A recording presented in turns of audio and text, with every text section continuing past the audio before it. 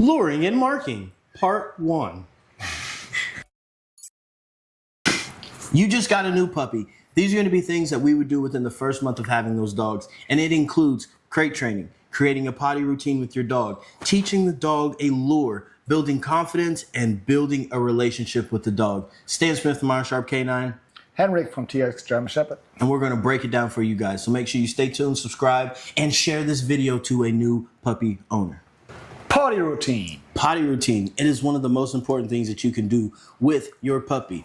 What are some ideas and suggestions that you can make for people when they're trying to do a potty routine with their dogs? I always say your puppy is going to pee a lot. So they're going to pee when they get excited. So once they're excited, take them outside. Once they eat, once they drink, take them outside. Take them outside. Once they play with other dogs or with the cats or with the kids, take them outside. Take them outside. Pretty much what we're saying is take your puppy outside. The more accidents the puppy has inside, the harder it's going to teach him to explain, hey, you got to pee outside. So once you got that puppy outside, sometimes they don't even know they got to pee. Sometimes you got to decide, hey, I think you got to pee because you haven't peed for the last half an hour, and I know you got to go.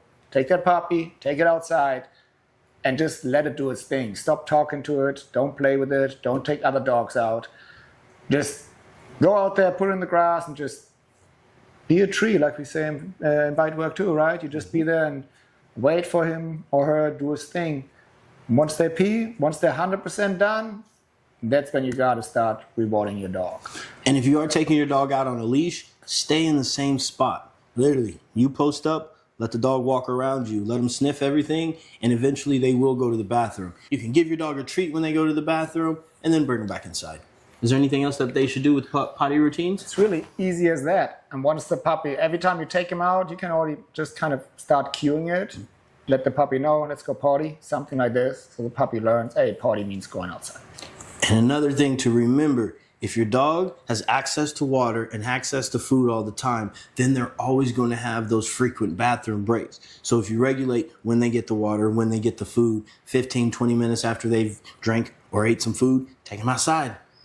Another thing to think about is when you are having a puppy, if it's raining outside, this is a very important time. Make sure you put your dog on a leash, take him out there. You can have an umbrella if you want, but your dog has to learn to go to the bathroom in these different environments. Because if not, when he gets older, if he's never gone out in the rain, he may leave it on your sofa or your floor right by the back door.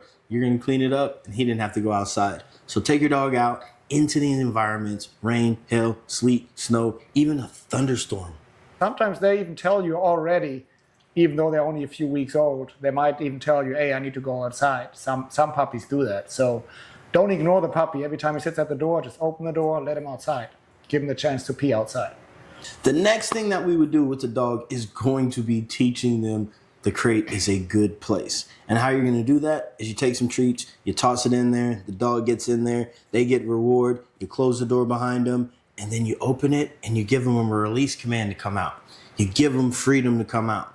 And then the dog starts understanding that the crate is not a bad place. It's just a little apartment for them. This is some place that they can go to get away from you, get away from kids, get away from the other dogs, and it's just a place that they can go.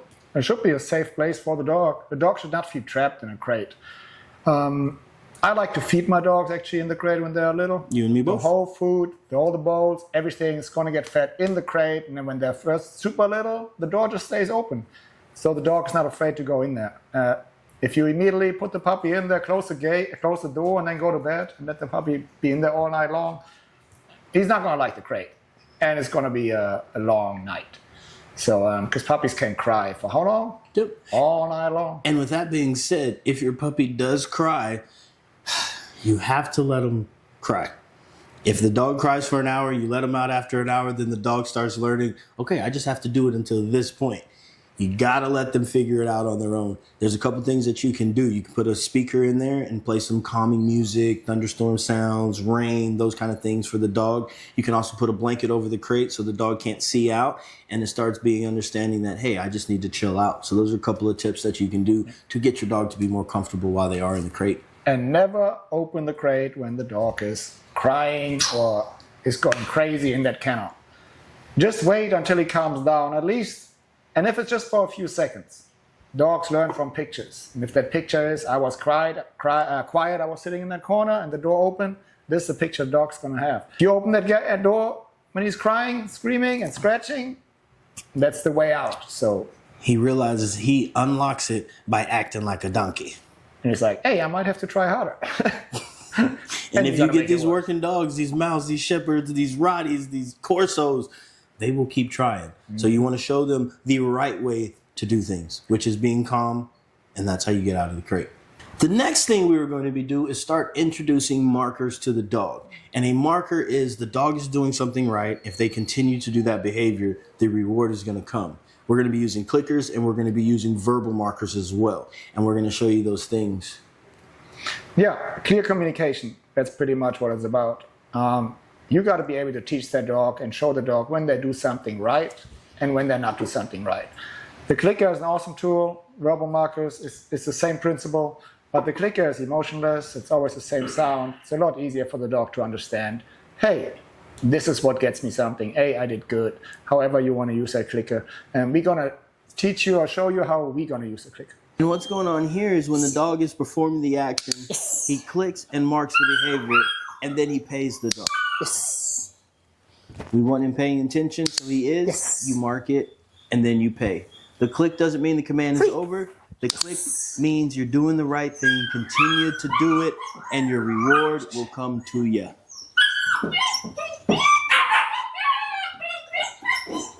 Yes.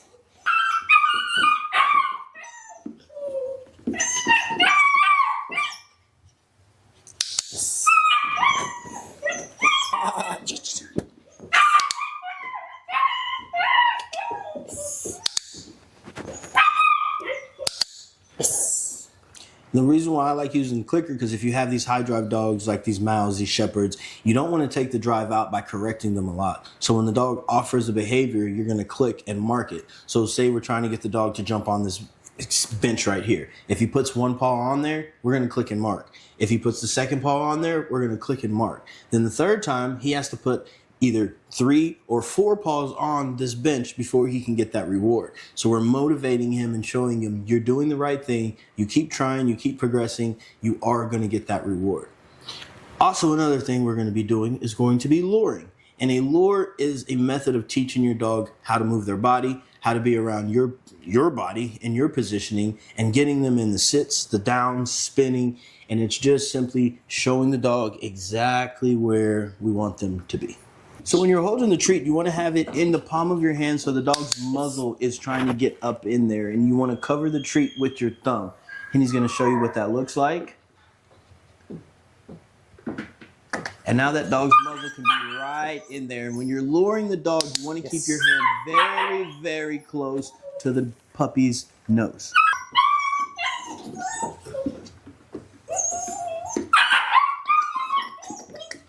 Yes. What you do with luring as well, you build that, like you said, the relationship, and the dog learns how to work with you. It's not just a one-sided training. It's not just one-sided, just the dog. The dog got to learn, you're going to teach me what to do. And luring is doing exactly that. You lure the dog, you show the dog what you want him to do, and then you mark it at the right time. And that's how you create some pretty cool behaviors. Building confidence. How we're going to build confidence is we're going to be exposing the dog to a lot of different situations, whether it's the vacuum, bottles and cans that are going to be making noises, different surfaces. We're going to make sure the dog gets exposed to a lot of these different things, and we're going to be using the lure and the marker to show them you're doing the right thing in these different situations. You got to put a lot of time and effort actually into those kind of things, socialization and building confidence, especially when they're young. I would say it's at least the first 6 months of this puppy's life. This should be one of your priorities with that puppy. Like we talked about in the potty training, the same with confidence. Take him out when it rains. Take him out when it's thunderstorm. Feed him outside. Whatever it is, if that puppy is super freaked out, then you already know, okay, that's one thing I gotta work on. So now we know what that puppy's issues are, and we can address them early to make that dog stronger. And to piggyback off of what he just said, he's just saying be patient, people. If you're trying to build confidence in your dog, if you're trying to teach potty training, if you're trying to just build the dog, you have to have patience, because the dog has only been on this world, These puppies that we're going to be showing today, 11 weeks. Yeah. That's all they've been here. So they're not sure what you want them to do. So we want to make sure that we're being patient, allowing the dog to grow up before we are expecting them to be a finished dog. Yes. Yes. Ah! Look at that. On this one here, you try to help them. Give them a little bump with your offhand. Good job.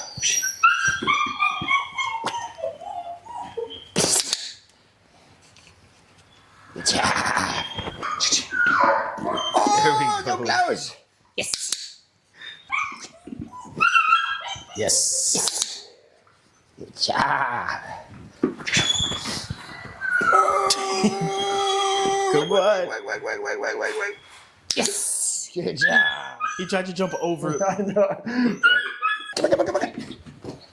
Yeah. Good job. Let's see. He'll probably jump up all the way now. Yes. Be a team with your puppy. Don't just throw him in situations and let him figure it out themselves. And some things that might be the right thing to do, but if the puppy is really scared and afraid, you might go the opposite way. So work with that puppy. Be a team. And that goes into the fifth thing that we would say you should do within the first month of owning your dog. Building a bond. Building a relationship with the dog. By far, one of the most important things that you can do. It's going to be more important than a recall, than bite work, than obstacles, is you having a relationship with the dog. And what does that look like? You have to spend time. So if you're sitting down watching TV, spend the time with your puppy. Cuddle. Have them up there. Interact with the dog. Play with your dog. Let your dog understand that you value them, one, you appreciate them doing things for you, two, and third, you actually like them. That's why you got them. Nothing beats time. There's no fast track to it. You have to allow the dog to grow up. You have to spend the time. You have to put in the reps. There is no cheat code to getting a finished dog. Within the first month, take your time, figure out your dog, watch their behaviors, figure out their mannerisms, let them develop a personality. You don't want to be a helicopter parent where you're now allowing your dog to jump off the couch and investigate and climb over things. You don't always want to be super hard, because if you take that adventure curiosity out of the dog, then they're never going to have it. So allow your dog to grow up. Don't be overly harsh on corrections. Teach, train, test. Anything else? No, I think we hit it all. So we're going to be doing another series, or not another series, another part to this about the second month of having the puppy. So you guys stay tuned. We're going to keep giving you information that we've used to live better with our dogs and have people have had success by doing these things. Anything else? No, yeah, definitely stay tuned, because we're going to have at least one puppy, probably two puppies from our last litter. And we pretty much doing those videos while we are raising those puppies, and we do exactly what we were talking about right now, and we're gonna put them all on camera. Mm-hmm. So stay tuned, stay safe, stay sharp, and always just take care of your dog. Skull.